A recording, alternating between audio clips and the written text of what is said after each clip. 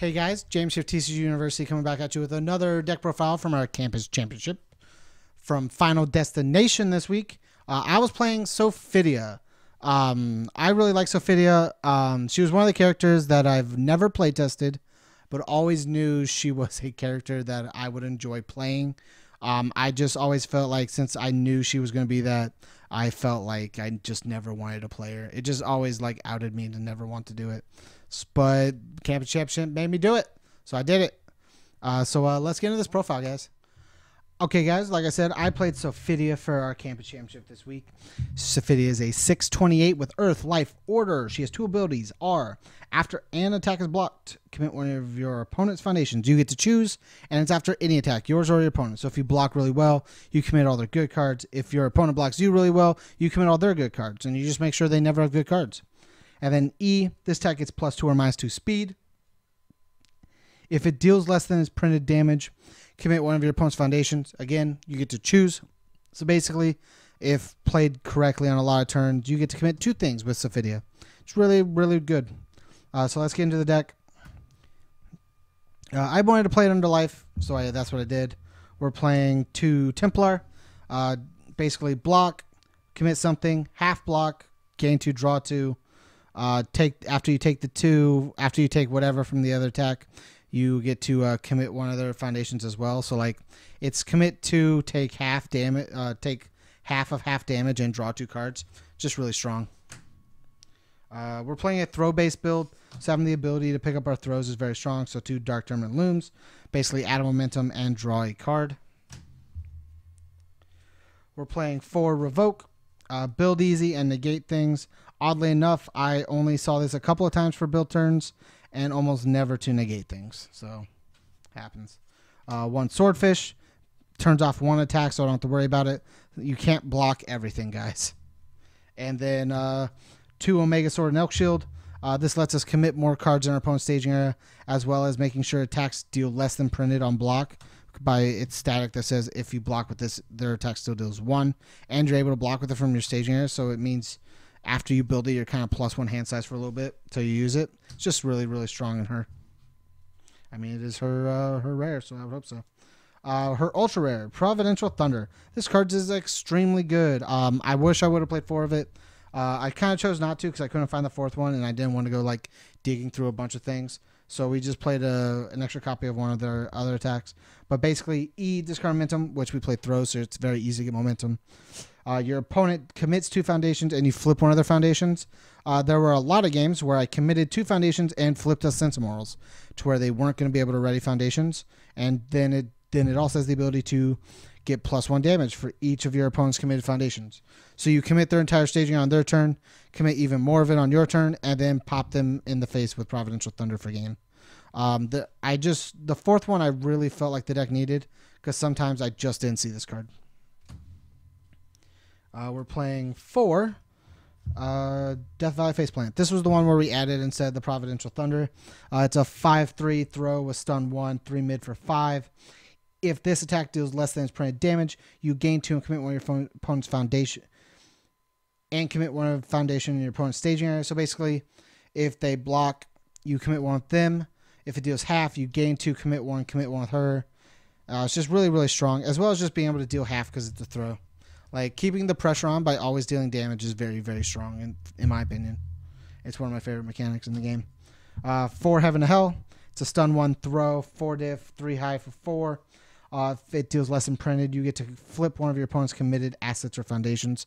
Being able to flip an asset is really, really strong coming in this next format as well.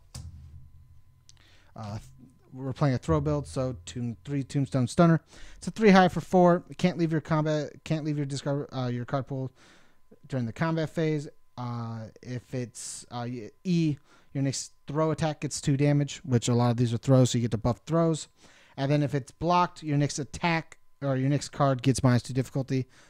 So it's very good for building longer turns if you need to, like playing throw into this, give 2 damage to your next throw. They block this, your next thing gets -2.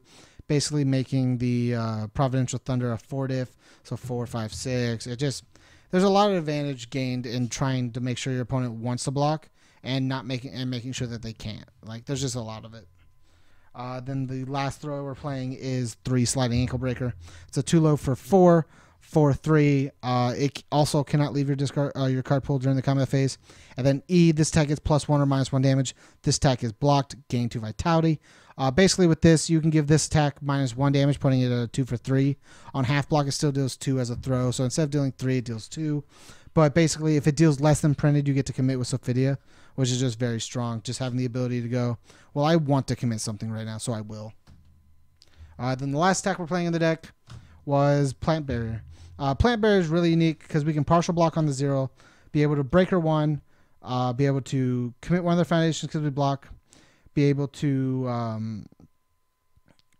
add a card to the top of our deck, and then on partial be able to commit another card and just kind of like end their turn, as well as like stack an attack that you can pick up for next turn. It's just really, really strong. Because we're playing throws, we're playing 3 Hunt for Spiders and Dragons. Play this, play throw, turn over a card you don't like. A lot of times I hit Sense of Morals or stuff that like would hurt my throws and just got rid of it so I didn't have to deal with it.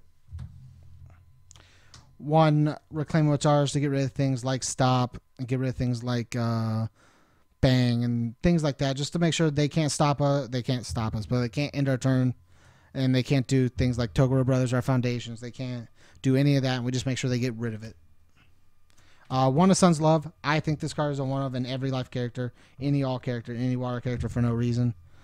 Basically, first F, commit, draw 1 card. Your opponent can get a momentum to let you draw another card. So any 7-handers and 8-hander, pseudo 9-hander, it's nuts. I don't know why people don't play any of it. At least a 1 of. Then we're playing 2 Keiko's Aid. After we block, we give +2 to the next difficulty for your opponent to play an attack. It's pseudo breaker, but only on attacks. 1 Rhythmic Fighting Style. Make sure we turn off things like shotgun and whatnot. 1 Last of His Kind.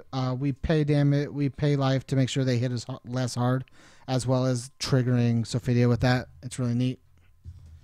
1 Personal Rivalry. I really like this card. It's probably one of the cards that could get changed very easily.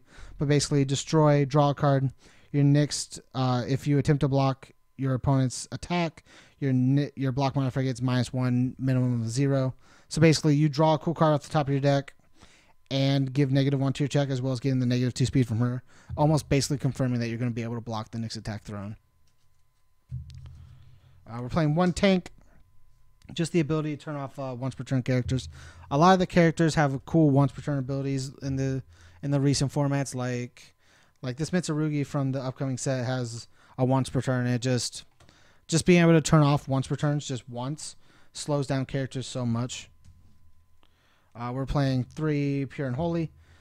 Basically, once we check this, we remove it to gain 2 to make sure we keep our life up. As well as if we are at full vitality, we can give +2 speed to something or -4 speed to something. And then if that attack's blocked, our opponent commits 1 foundation. It's just really strong, more committal. It's just good all around. We give speed for free, so free damage with Confronting Jeddah. It's just really good. We're playing 3 Friends and Rivals. I would play 4 of this, actually, after playing the deck a little bit more.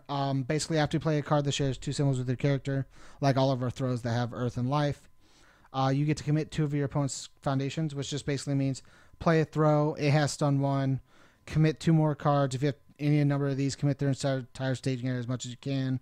If they block and if it deals less than printed, you commit more cards, and then you just play Providential Thunder for like free almost. It's really good. 2 Nightmare Terrors to block for free and get the ability to trigger Sophitia. 1 Haunted by Loss. Sometimes we kind of commit out to try and block for days to make sure our opponent's turn ends and we kind of get the advantage of it. So being able to destroy committed foundations for -2 speed to block even more is very good. 1 Habitual Smoker. It's pay 1 if it attack deals no damage, gain 2. I would actually cut this card because we actually want attacks to deal less than printed, and I don't feel like we need this. 3 Immortal Knowledge. Helps us deal less than printed with Sophitia, as well as just being a damage debuff on our opponent to make sure our life gets extended just a tiny bit. Same thing with these Reborn Humans. After we block, we take partial damage. We make them commit cards. We make them commit a bunch of cards. And then because we got dealt damage, we get to gain life as well. It's just really strong. Being able to just keep our life total up is very good. 2 Task by Hephaestus. If it lets us gain life as well as just being throw hate. I would actually rather just play more Reborn Humans, or play the Fourth Immortal Knowledge, or play more Nightmare Terrors or something like that. Just I would replace it in the deck, but sometimes it does its job if you need throw hate. 4 Malfestation. This is her best card, her best foundation. It's a 1/6 2 high block. After it's committed due to do a stun ability or to pay the cost of your ability, your opponent commits 1 foundation. So basically, if you ever check a 3 on Sophitia, you commit this and they commit 2 cards for it. You commit 1 because of Malfestation paying for this cost, as well as getting to commit with Sophitia, your choice. It's just really, really strong. We're playing a bunch of throws. So for Dragon Tail, it's a 1/5 with a 3 high block. Our commit after your attack is partially blocked. It gets +3 damage, and you gain a vitality. So it extends our life a little bit, gives damage to our throws if they're being partially blocked, making them more lethal. I'm not sure how I feel about this card, mainly just because of wanting to do less than printed. But sometimes I understand how much having 3 extra damage on a throw can be. So I'm a little torn right now on that.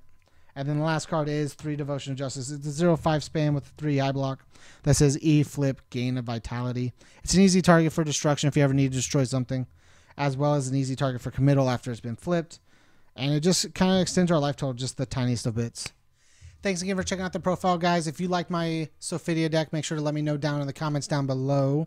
It's down a couple times. If you want to support us, go to patreon.com/TCGU University.